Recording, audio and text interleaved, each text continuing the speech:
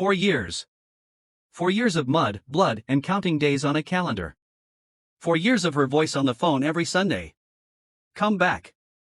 I'm waiting. We'll rebuild everything. I came back on a Tuesday morning. She didn't know the exact date. I wanted it to be a surprise. The apartment door was unlocked. I walked in and heard a child crying in the bedroom. I didn't have a child. She came out of the kitchen and stopped when she saw me. 3 seconds of silence that told me everything. You're early, she said. Not, I missed you. Not, thank God you're alive. You're early. I smiled, put down my bag, said I was tired from the road and didn't ask about the child. Not yet. I'm a detective. Was a detective before the war? Old habits don't disappear. They just go quiet. That evening when she thought I was asleep, I listened. 1 phone call. Hushed voice. 7 words, he's back. We need to talk. Tomorrow. I didn't recognize the number, but I recognized the tone immediately. In the morning I told her I was heading to the veterans office for paperwork. I left. Went nowhere near any office. Parked 2 blocks away and watched the building entrance. 40 minutes later a man walked in.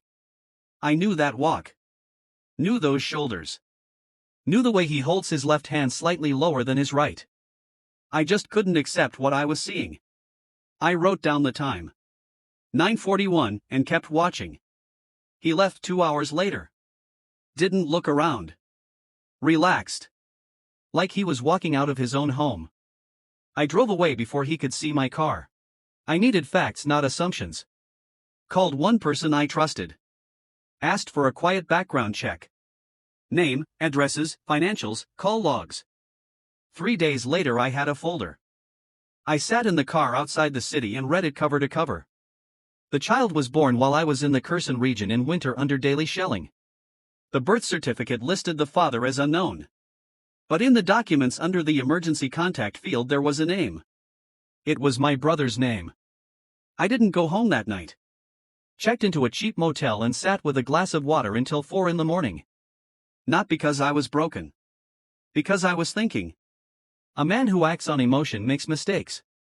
A man who acts on evidence wins. 4 years of war trained patience into me. I could wait a little longer.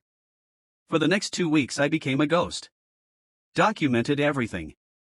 Timestamps, photos, phone records. Bank transfers, small amounts, regular, going back 3.5 years.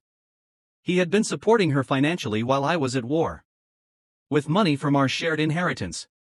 From the property our father left both of us. He didn't just take my wife.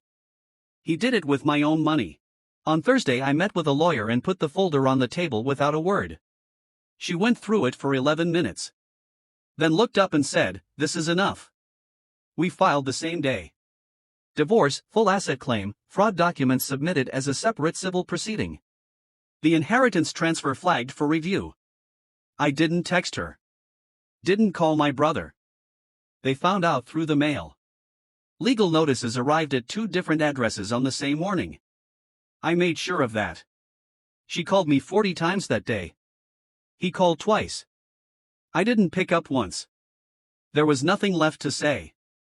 Everything I needed to say was already written, signed, and filed.